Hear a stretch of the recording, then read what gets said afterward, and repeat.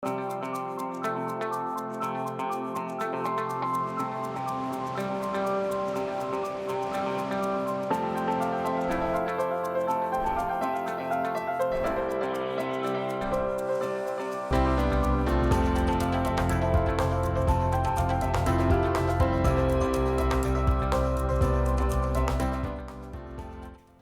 afternoon. Thanks for joining us Across the Fence. I'm Fran Stoddard.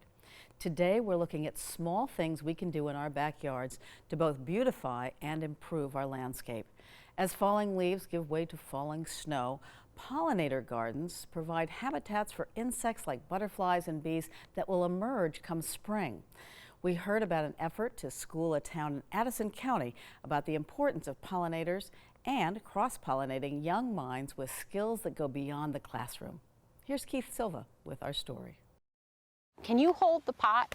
Julia Parker Dickerson's passion for gardening is matched only by her passion for teaching. Oh my goodness, look at this root system. As the first and second grade teacher at Moncton Central School and a UVM Master Gardener, Yes! Parker Dickerson has brought these twin passions together by establishing a pollinator garden at the school. Her enthusiasm and excitement has caught on. We learn about plants, and thanks to Miss Dickerson, she made all of this up. What are you doing here today? Gardening. What does that mean? What do you mean you're gardening? That means we're planting lots of plants. Thanks to Miss Dickerson. When Parker Dickerson suggested the idea of establishing a pollinator garden at the school, Principal Michael Lansing was happy to oblige. I think it will just be a lovely part of the students' experience here at Moncton that they get to work in a pollination garden. Like, how cool is that? And how rare is that? This garden is part of Pollinator Pathway, a public-private grassroots effort to provide safe spaces for birds, bees, and other pollinators in the Northeast.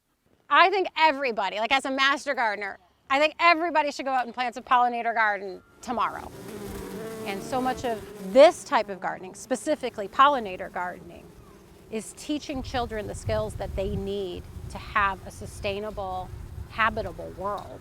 So you can't protect something or care for something unless you know what it is and why it's important. Parker Dickerson wanted to make sure the entire school was invested in making this garden grow. When we plant today, we're going to look around and we're going to buddy up. Every class has signed up for a time slot today to put in these 70 plus plants, so grades K through 6. So learning about organisms and the important role that native bees play in gardens, not honeybees, but native bees.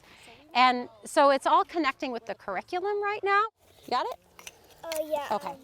It's important for a 6th grader, just as much as it is for a kindergartner, to develop these skills, to understand what these plants are, give them a name, understand why they're important, and make those observations. What do you think? Is that deep enough? No. A buzzword in education nowadays is transferable skills. It refers to abilities or attributes that transfer from one environment, like the classroom, to another, like a garden. We learned a lot about plant cycle and growth. Why is it different learning about something in a book as opposed to coming out here and actually planting it? Well, in a book, you kind of have to imagine it, and coming out here, you get the real thing. I guess it's just more fun than actually learning about it. You can actually do it and help. It's just better than actually listening. And Do you want to do rock, paper, scissors over it? Okay. Rock, paper, Okay, now scissors, does the, smash. What, 2 out of 3. Oh, yeah. Rock, paper, scissors, shoot. All right, she wins. Persicaria it is. Experiential learning can be a challenge for teachers to incorporate into standardized lesson plans. Oh, you can both do it. Planting this pollinator garden provides a hands-on experience for students and teaches lessons that go beyond the schoolhouse door. That was a brilliant statement. Pollinator gardens help us survive. This is the foundational education experience, right? Children are so influential. You know, children will get you to recycle and compost. They'll get you to recycle things you didn't even know you could recycle. And children will get you to do all kinds of things. Think how influential they are at home. So as a master gardener, connecting with children is such a great way to get a new generation of gardeners out of the deal. You know, we need new generations of gardeners. We need kids who are not watching TV or on computers or on tablets or on phones. We need kids here doing the actual work of building our ecosystem back. And this is a fun way to do it? Yes, that's perfect. Natalie Lane lives on a farm. She knows firsthand the importance of pollinators. If we don't have pollinators, we won't have food. You need to pollinate all your corn and all your crops like wheat, which wheat is used for normally flour. And if you don't have like flour, you can't make like a lot of food.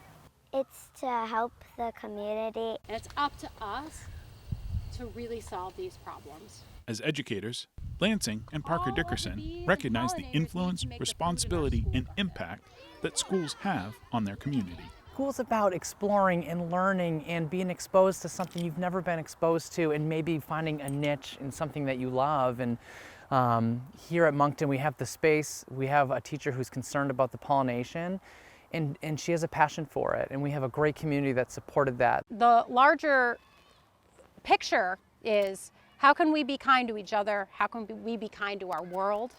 How can we be kind to the animals and all of the things that make our world possible? Doing projects like these at a young age instills those values and those ethics. So developing that personal ethic, saying this, having open spaces, having forests, having meadows, all of these things are important to a functioning ecosystem. And we're teaching the foundation. Is it deep enough? Yeah. No. No? Okay. This garden is thriving, and so is the knowledge, enthusiasm, and love for making gardens and the community grow. In Moncton, I'm Keith Silva with Across the Fence. If you're interested in establishing a pollinator garden in your yard or community, visit UVM Extension's Pollinator resource page at the address on the screen. And to learn how you can become a UVM Extension Master Gardener like Julia, visit uvm.edu/extension/Master Gardener. Vermont weather can change at any moment. Rain, sleet, and snow are all up for grabs when it comes to winter weather. In this video from Lake Champlain Sea Grant Institute, we learned the tale of two gutters and how the proper way to direct water on your property benefits waterways and watersheds across our region.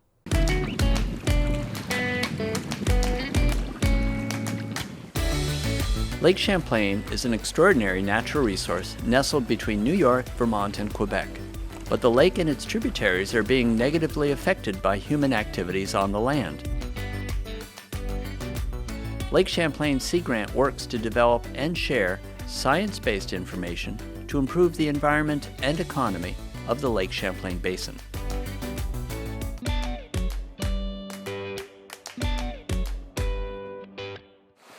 Rain falls on the land and does many good things, but can also cause problems. Mark Companion is a green infrastructure outreach professional with the Lake Champlain Sea Grant program at the University of Vermont. We all live in a watershed, which means that rain falls over many different types of surfaces on its way to streams, lakes, rivers, and eventually the ocean. Along its journey, that rain flows over many kinds of surfaces that include forests, manicured lawns, and even the built environment such as streets, driveways, and parking lots. Each of these different types of lands have different abilities to deal with the water. Let's look at rain events as a tale of two gutters. In our examples, rain flowing down each gutter has a different fate. In the first gutter, rain empties onto a lawn in a more natural system. The second gutter empties onto an impervious or waterproof surface, like a driveway or parking lot. In the lawn gutter system, rain can be soaked up by the soil, which acts similar to a sponge, and some soils are better at soaking up the rain than others. Vegetation slows down the rain, spreads it out, and filters it of debris and sediment. Taller vegetation does a much better job at filtering than does short vegetation like a manicured lawn. Thus, there's less pollution and water volume reaching our streams and lakes. This results in better water quality and improved ecosystem health. In our second tale, water flows from the roof gutter onto a driveway. The driveway, like other parts of our built environment, passes that flow of water on. This rainfall may be causing problems. Unlike in nature, our communities have impervious surfaces such as driveways, streets, and parking lots that do not soak up rainwater very well. Rain flows very quickly over these surfaces, picking up debris and trash and plastic, as well as oil drippings and fluids from cars that do not get filtered out as they would in a natural system. These pollutants can cause algal blooms, which can close beaches and cause other problems for ecosystem health. The increased volume of the water flowing can also create scouring and erosion, which can jeopardize the health of streams and rivers. Lake Champlain is a natural treasure. We all have a part to play in protecting it through natural and human-made environments and the waters that drain to it, now and into the future.